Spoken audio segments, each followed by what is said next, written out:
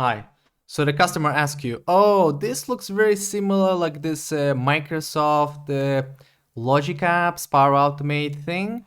So how are you different? So I'm here to give you a set of tools that you are prepared for such a conversation and can position Workato in a nice way. All right, so what we're going to cover here is the embedded logic apps inside Dynamics 365. That is the Power Automate, Power Platform, where Power Automate sits and is usually directly compared to Workato, and also the logic apps themselves, which is the iPaaS solution from Azure. All right, let's go. Let's do some Microsoft apps orientation. So the first thing you should worry about is that, of course, there is an Azure, and this is how Microsoft pitches it, that we have Azure. It has a bunch of services that are targeted towards the developers.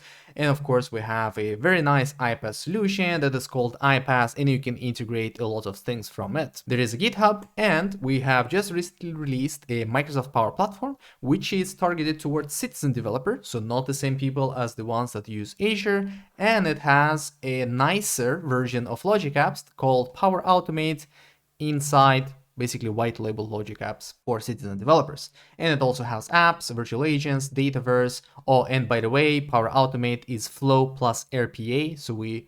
And the Flow is directly comparable to Workato Recipe. Workato Apps is going to be directly comparable to Power App. Workbot is directly comparable to Virtual Agent, and Workato Storage directly comparable to Dataverse. And the logic apps themselves, again, this is the background system behind Power Automate and many automation tasks in the Power Platform space. And then Microsoft people will pitch, so Dynamics 365, so this is for your serious business, ERP, CRM, it's all there. And there is Office 365 that is called Microsoft 365 to get with Teams. This is how reality looks like. Power Platform does not really exist. So what it is, and has always been, is that it is a set of tools that is made for CRM people, not the ERP, by the way, not AX, not NAV. It is for Dynamics CRM, and they are built on top of Dynamics CRM to create a little bit of apps, little bit of automation, little bit of chatbots, and then store it in the native SQL server that is now called Dataverse. And here's what important to understand is that it was never meant to be sold as a standalone Power Platform. It is also built on top of a legacy of the Dynamics CRM. And this is how you can take those weaknesses and attack and highlight Workato as more modern systems in 3 minutes. Mr. Customers, great that you know those low code development tools. I hope you also seen some limitations that those tools provide versus a platform that has been created from scratch to provide a set of tools for low code development like Workato. And how we compare is basically three different things that I want to talk about. It is the usability, will users love it? It is the governance, do you have ability to control it? And the flexibility, are you able to do what you need? So when it comes to usability, this is just an example how we would create an integration or automation in Workato that is run every hour, takes some data from Excel and inserts it into Dynamics 365. Anyone who is reading this will be able to tell what is happening in those 5 steps. And you would think that this is maybe even simpler to do in Power Automate, but this is how it looks like in Power Automate, and it takes almost 3 times amount of steps and also complexity like custom code. And many of the users that we talk to, they find it like very hard to, like with the readability and usability, as soon as you go a little bit outside a typical Dynamics 365 or Dynamics CRM workflow. And then the governance part, right? So Workato was created as a platform that has the ability to scale from day one, and that also means to support for governance from day one. When Power Platform was designed, it was always meant to be just a supporting tool inside Microsoft CRM. And today, Microsoft themselves, what they have as a governance, it is called Microsoft Power Platform Center of Excellence. But what they say here is basically we have a framework, but it's only supported by our third-party community and not by Microsoft themselves. And as you go here to feedback and support, you understand that Microsoft support will not help you with any related issues to this governance. And in Workato, it is a part of the platform. One interface, like one way to learn things. And as soon as you want to extend functionality, you can very easily transfer that knowledge in Power Platform world. While it is maybe easy to transfer that knowledge between Power Apps and Power Automate, as soon as you need to develop apps, it's different interface. As soon as you need to do more complex, like for example, batch inserts into Microsoft Dynamics CRM, which is by the way not possible with Power Automate or Logic Apps, you need to go to Azure Data Factory, Azure API Management for API, Azure Event Grid for PubSub, and so on. And that just breaks the user experience. Suddenly you are back to having like 6 different applications, 6 different tabs that you need to go through to be able to develop what you want. And then finally, a modern stack that is Workato built on versus the Power Platform that still has some legacy background from the CRM world. And that is Power Automate. So this is how it looks like, very modern interface. But let's go, for example, into user and permission management, and suddenly we're faced with this screen. So someone who is not familiar with Dynamics world, they will be immediately lost here. The same goes for Power Apps. As soon as you start developing Power Apps, you realize, yes, very easy to use, but then you need to change something under underlying interface. You're again faced with this kind of screen, and this kind of pop-ups that are still the legacy of the 90s era of Dynamics CRM. So now let's go into Workato's sweet spot. So where is the sweet spot for Workato? It's really about the customers that have taken the best apps out there and combined them.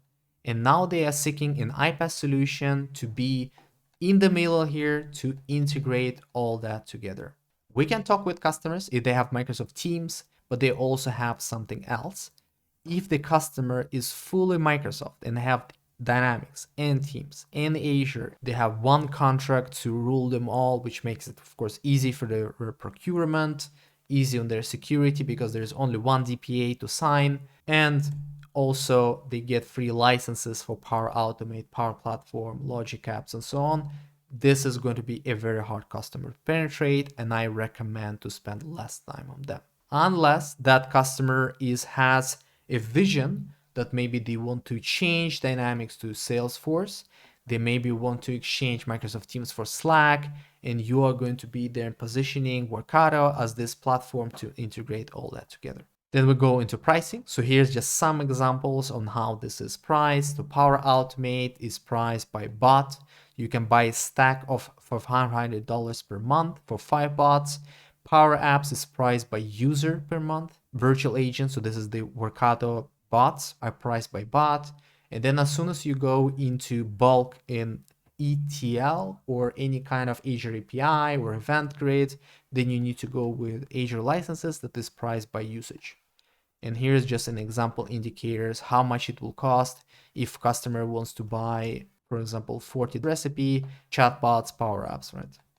And then finally, the business strategy. So Workato is definitely absolutely awesome in usability. You have seen the screenshot, how many steps it will take in Power Automate to do exactly the same thing. Logic Apps is no different. Then the governance is built in, structure and security, batch, PubSub, API management, SDK is all built in. By the way, about SDK, in Power Automate world, you are not able to add your own custom connectors. You will need to go back to Logic Apps, which is the core platform, to be able to do that. And then when it comes to Workato weaknesses and what we have seen in IMEA here, so the first thing the customer asks, what certifications do you have? They expect us to also have ISO 27001. What we'll also see is that it's much harder to find any kind of information about Workato.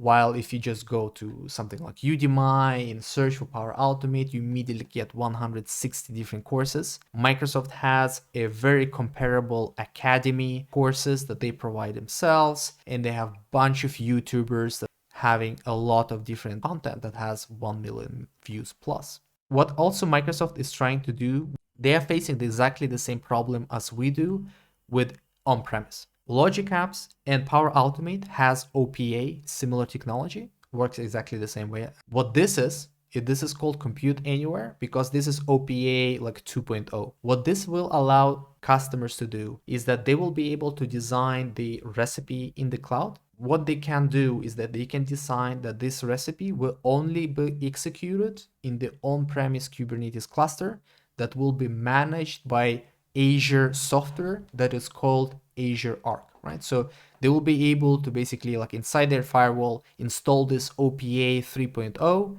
and in there it will spin up like a Kubernetes and Docker containers. You will be able to set this up in multiple instances for failover, and in designer interface that will be inside the recipe. And then you decide somewhere that this flow will be executed here and the rest is in the cloud, right? So this is to start talking with the customers that are in insurance, in very governed sector that don't want to go to the cloud, or maybe they don't have a data center, like for example Russia or China. They will be able then to choose to execute on their own on premises, but with Azure Arc, like a controlled software. And there are some things that is very hard for us to effect, is that Power Automate is embedded into Office Dynamics and Teams, so which makes it very hard for us to compete.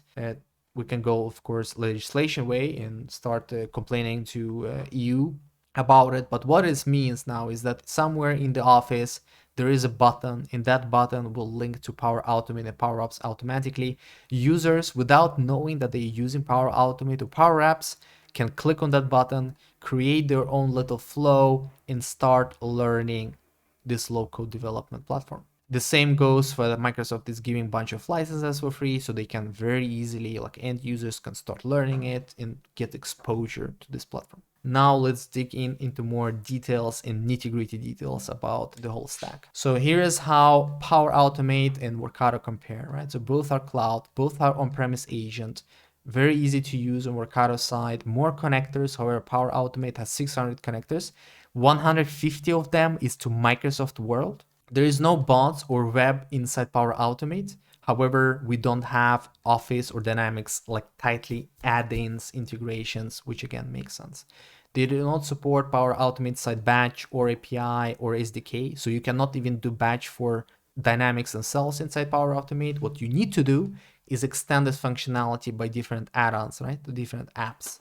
And that is Power App for web user input, virtual agent for user input from bots, Azure Data Factory for batch, Azure API for API platform, Azure Event Grid for PubSub, and if you want to do SDK or any kind of additional SDK connectors, you need to go back to Azure Logic Apps and do it from there.